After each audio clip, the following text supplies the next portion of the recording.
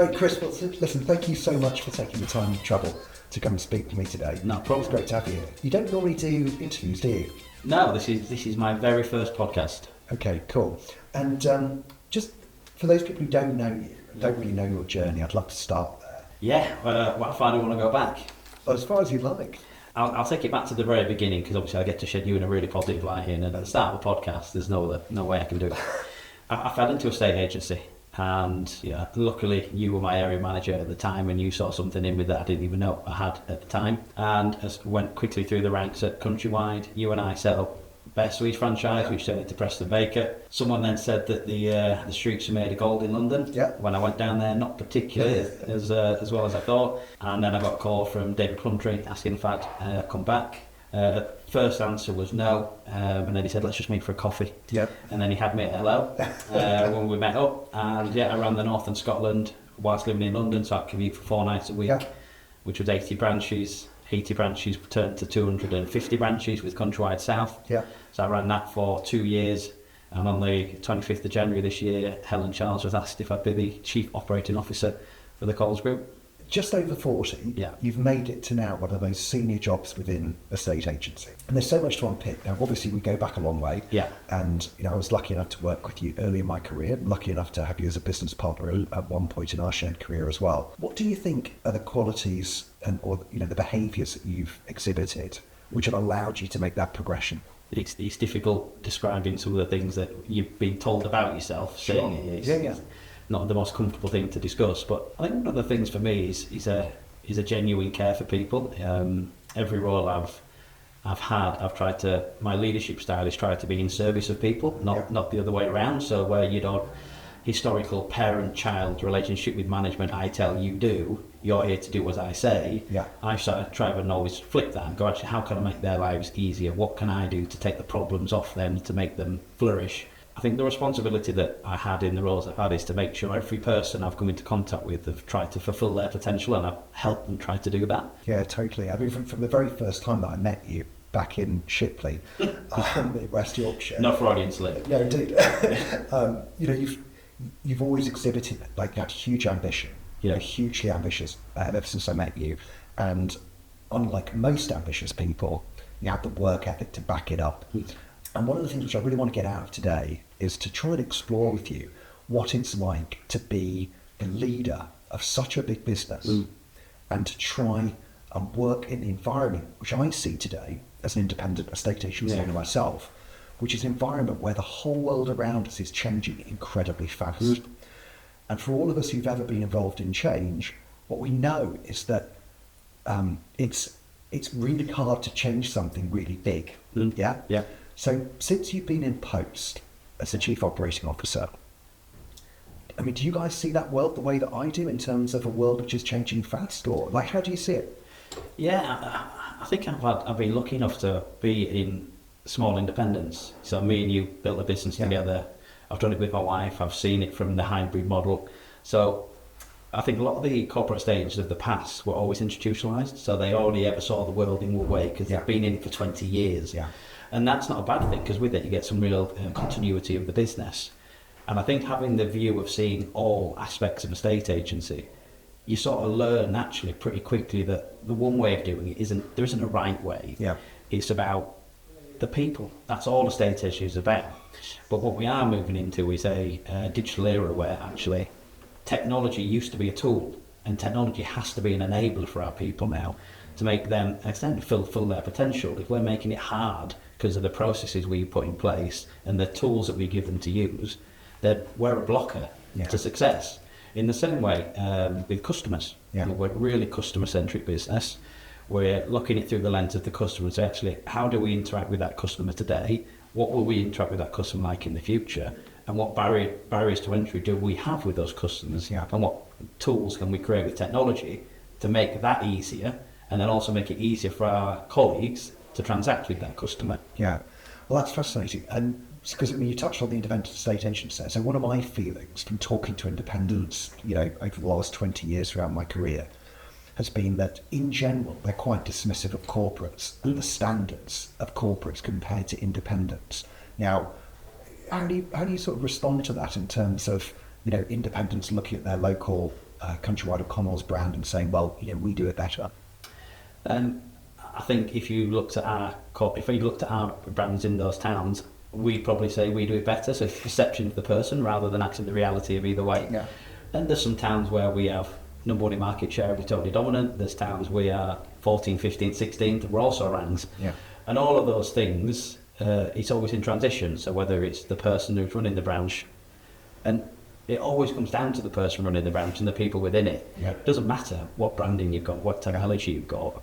Actually, if the people are really passionate and driven, they will make that branch a success. Yeah. And it's about us putting the decision making back where the information is. Okay. And making branch managers feel like branch managers again. And What it's does that look like practically? small decision making, things like the area manager doing all the recruitment for the branch manager. And I think we moved to a position as a company where a lot of the decisions were made from the epicenter. So now we're trying to push that decision making back through the business and allowing people to actually have some freedom to make some of those decisions, but within a framework that we've created. Yeah. And I think what we're starting to see is that accountability and responsibility taken back by the branch managers and back by the area managers, because we're actually saying, well, how do you want to do it? What's the right way for your town? And we're sort of helping and shape the decision making rather than telling them. Could you give a tangible example of, where you push decision making down to like a local level? Yeah, things like where we do maintenance. So maintenance was always done at a central function, so we would potentially have people driving from Newcastle to Exeter to paint a wall, a cost which would be obviously too high. Yeah.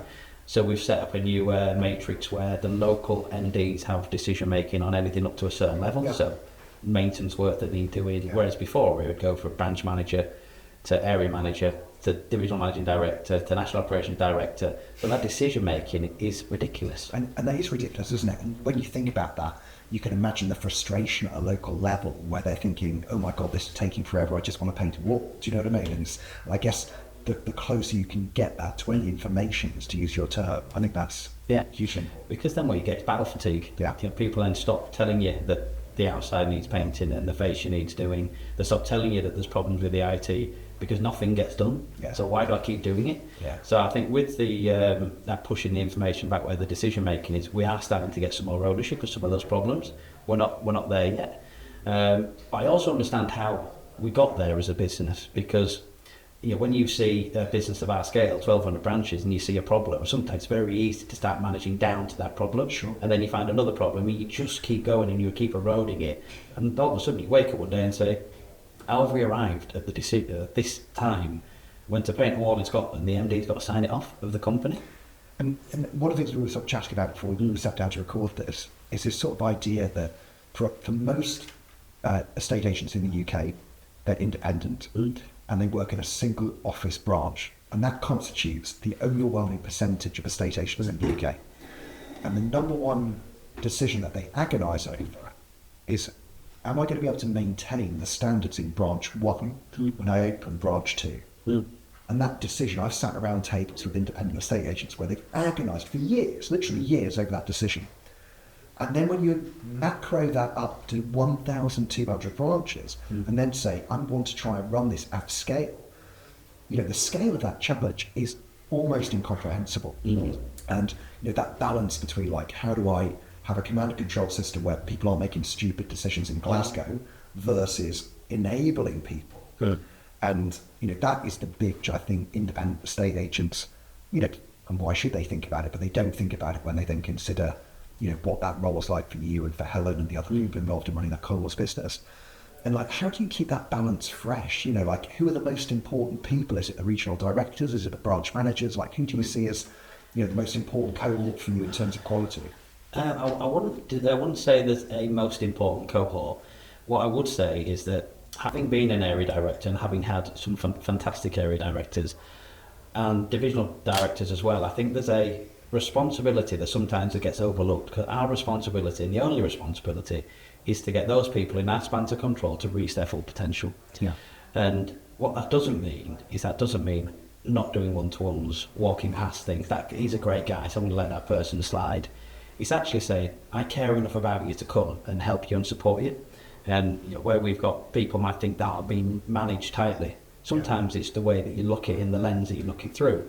Because if I drive 45 minutes to get to a branch and I'm going to spend the full day there and sit with the negotiator and support the manager and go on a listing with them as an area manager, is that management, or is it I care enough about you to come and help you, support you to be the best version of yourselves that I can be?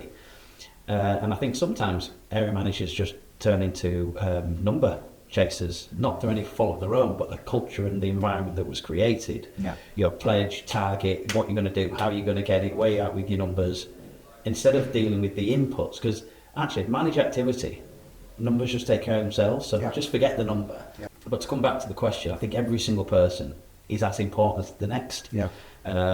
If we're not empowering negotiators and making them feel great about working for the Connells Group, they're not going to give us the very best version of themselves. And that goes all the way up.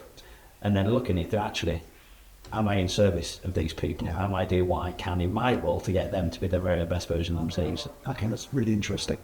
If you've got one piece of advice to an independent estate agent who is thinking about scaling their business and moving from a single branch to two, from 2 to 4, what would be the thing that you would advise them on to make sure that they can keep the consistency across multiple sites?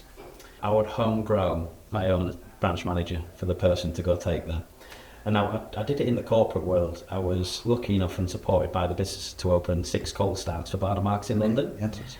And of those 6 cold starts, 6 of them went to a branch manager that we'd created from within. Yeah. So we have a program called Rising Stars where we look at the very best people in our business at negotiator levels, and we say, actually, who are the branch managers of the future? What can we do to create them? So I would often create a branch manager before there's a branch available. So what does that look like in reality? So things like, there was 3 girls I can think of, Caris, Amy and Stacey. They're all 18-year-olds, started as negotiators. And I picked what I described as a parent branch. So I said to the manager, I'm going to give you these 3 people, and you need to give me branch managers in 18 months because I'm going to go on a cold start operation. So the role I played is I met them for half a day once a month, and we got a whiteboard up and we said, look at the numbers, what's the problems, what levers can you pull, how do you do it one-to-one, why do we one-to-one? So we got them thinking like managers before we had a branch for them. Yeah. So my advice to any independent would be, if you've got people in your branch that you think has got stretch, create the role you want them to do, not the role they're doing. So don't manage them to that, manage them to the future. 100%. If you give people the answer every single time, you create dependency. Yeah. And they don't grow. So what's the alternative to that? How do you get people to learn those new skills, but without an unacceptable risk? I suppose that's the risk tolerance level of the business owner. It's a difficult one. You're sort of giving them the car to drive with your foot hanging over the brake pedal all the time. You can't not. You let them make mistakes is the honest answer. All the while that they don't make that mistake and learn from it. Now, obviously, if it's things like mail or things that are regulatory, then you have to make sure that the guardrails are there. But if it's things like employment, and I've sat down with people in the past and said, I'm not sure about that person that you want to bring in, but that's their decision. As a leader and a manager, you will live and die by the decisions that you make. So if I keep making the decisions for them, it's easier to work. You pick that guy or that girl, not me. Yeah. And that's why it's really important. I think that autonomy is there, but within the framework, and you actually sticking with them all the way. Observations, making sure they can do the things that you want them to do and the way you want them to do it. But no one's ever finished. Everyone's always learning. There's always things you can do for development. Okay, great. Let's talk about another topic which independent estate agents, I think, generally do poorly, which is financial services.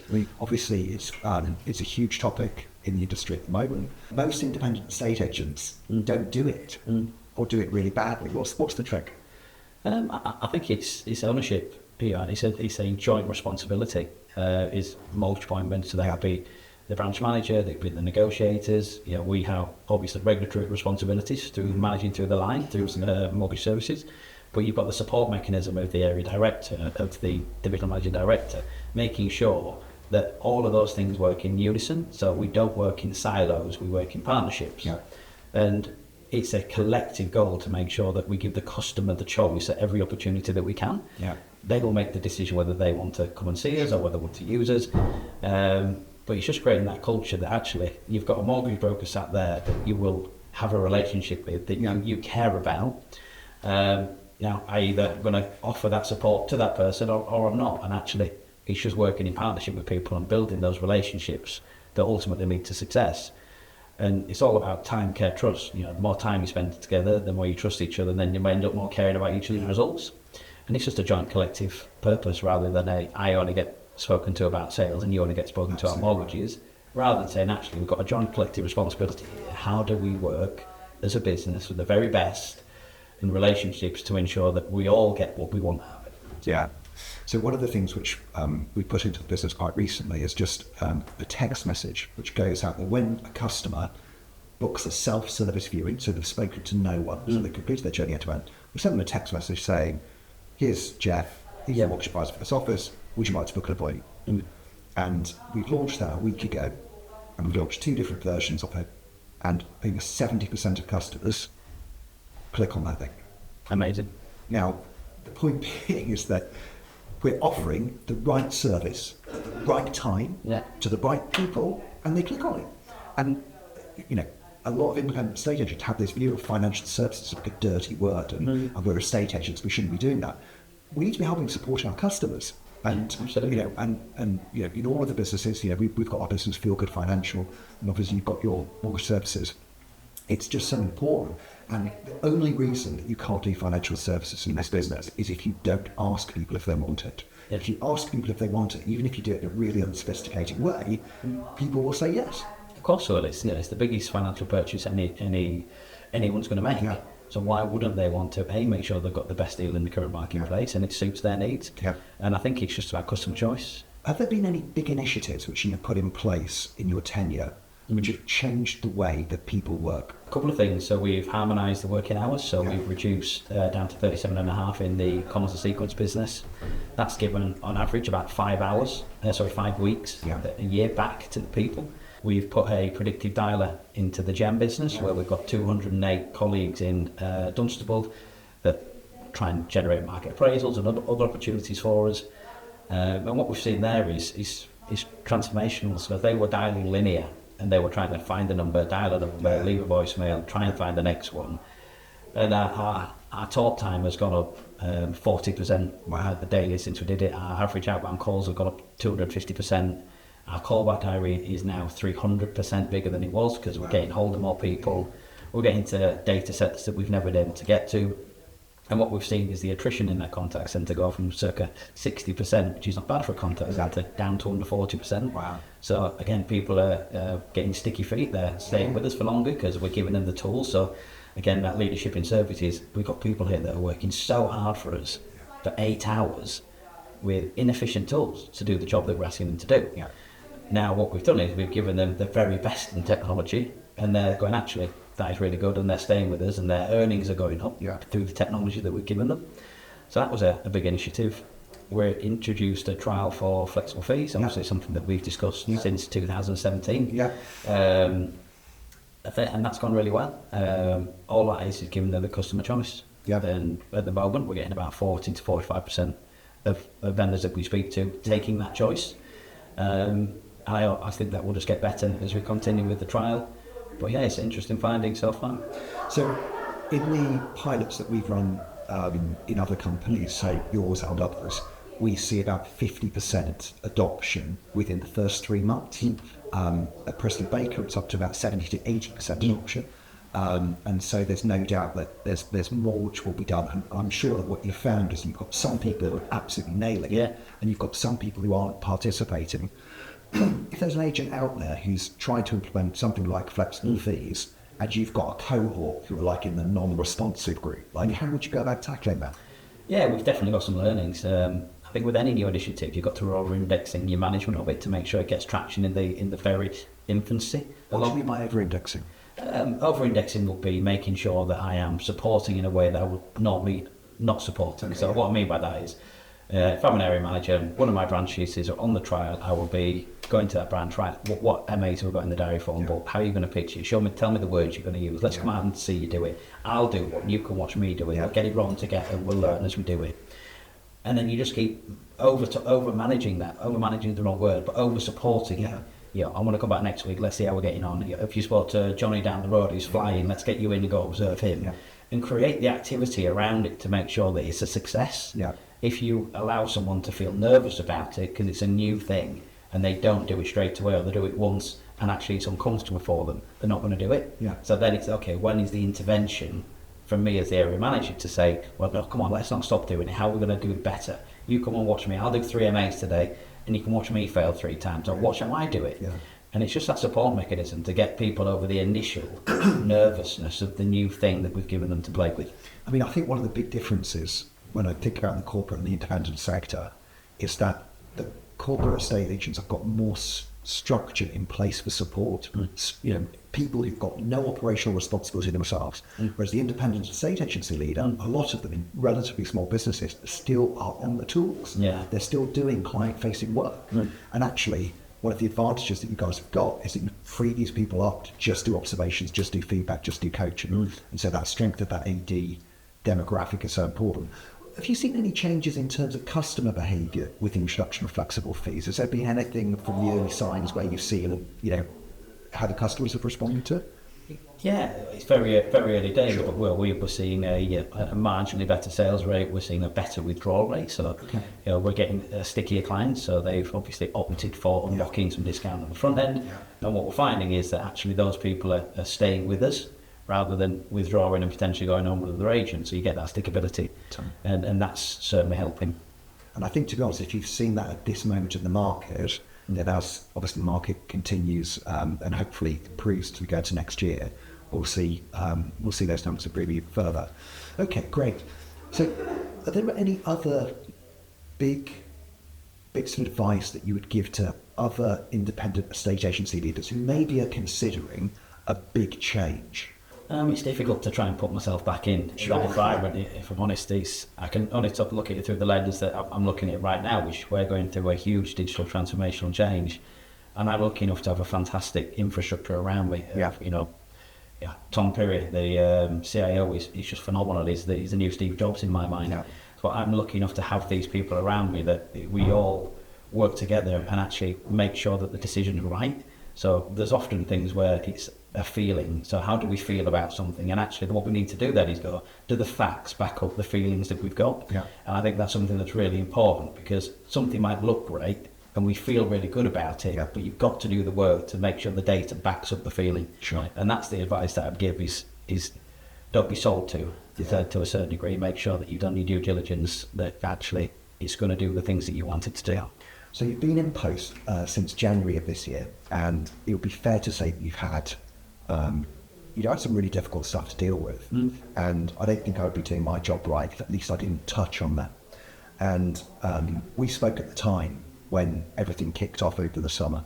And I'd just love to maybe just get a bit of an insight for those people watching about what it was actually like on the inside, dealing with like a curveball like that, which just comes in and suddenly all of that attention, unwanted attention, coming onto the Connells group. How did that feel personally to you? And also, how has that been part of that as part of the team? It was just off the back of the roadshows that we'd done, and they were exceptional. And the way that the business was feeling at the time, the way that we talked about the business transformations coming down the line, the technology, the enablement for the staff, and where we're going to take this business. And like any crisis management, we had to act quickly, make sure we get ahead of it. We got a team together, right? Who's responsible? Who's got the A, as Helen would say, and then we just managed our way through that. But the thing that stood out for us really, really quickly was actually, this is happening to a human being. This is happening to a branch manager of ours, and how do we then wrap our arms around that person to get them through this? They've been thrown into the spotlight. The very next day after it was aired, the programme, I drove from my house in London to Abingdon, 2.5 hours to make sure I was there to field anything that up, and didn't want the branch fielding any questions for us as a business. I wanted to be there to front it and make sure that actually, if anything did come in and they did have the questions, I'd be the one answering those and protecting those staff. Rob Jenner, the divisional marketing director, was there at the time, and the area manager was there at the time. We made a conscious effort to make sure that whilst we were going to make and do internal investigations to make sure that actually what had been aired, we need to make sure that we learn from some of those things, whether that be culturally or process driven. But we had to make sure that actually we got a woman that's been thrown into the spotlight, and we need to make sure that we wrap our arms around her, get her through that, as well as the other branch staff at the time. And I think that was incredibly important that we did that and showed that support for the business. yeah, I think just from a human point of view, it must have been an incredibly tough time for all of you. And yeah, I think, you know, I really hope she's been able to sort of put that back together. You know, we have a zero tolerance policy on any of those things like conditional selling. You know, we invest a huge amount of money and time and effort to make sure that we have the very best training in place, to make sure that we have the right tests and regulations in place for the branch staff, to make sure that actually we do everything we possibly can to make sure these things don't happen. Yeah. Unfortunately, you know, it happened, but we just had to make sure we took the business through it, Yeah. and make sure that we learn culturally, you know, and make sure that we make sure that those things don't happen because they don't believe they need to. Yeah, absolutely. So that's really important to us. Yeah. No, well, listen, thank you for talking. I really appreciate it. So, Chris, if you had a sort of magic wand and you could change one thing about the industry, I think it's the way it's perceived. I think there is some phenomenal people in the estate agency that work incredibly hard, are so customer centric and passionate about delivering for the vendors, the buyers, and all of the other clients. And sometimes the perception of the industry is that it's really easy. And anyone who works in the estate agency knows the hours you've got to put in, the passion you've got to have, and the resilience. And I keep coming back to it, the grit, and actually a level of humility that, you know, when no estate agent ever gets things right all the time. And it's actually like, how do we learn from it? How do we push forward? But I would love for the general public to be really passionate about their estate agents and what they do for them, because I think we do a great job. And sometimes I think that's overlooked. And so why do you think that is overlooked? Why do you think that the customer, so the general public, has this perception of agents? Not having an understanding of what it is that we do, so we don't tell the customers what we do in the right way, I don't think. And also there's been obviously barriers to entry in historically. This technology has now started to come down. Things like you had to ring and speak to somebody a lot of the time and you can't get through to them, and actually what they're doing, I never hear from them. Where actually technology offers up a lot of those solutions now to the client, so they can self-serve at times that suits them. And obviously that then they can demonstrate and see the number of outbound calls that you made on a property, the emails that you've sent out, the matching that you've done, you know, the calls that you've made, and actually they can never see those things before, because actually you could tell someone, but they go, well, actually, have you done the thing that you said you've done?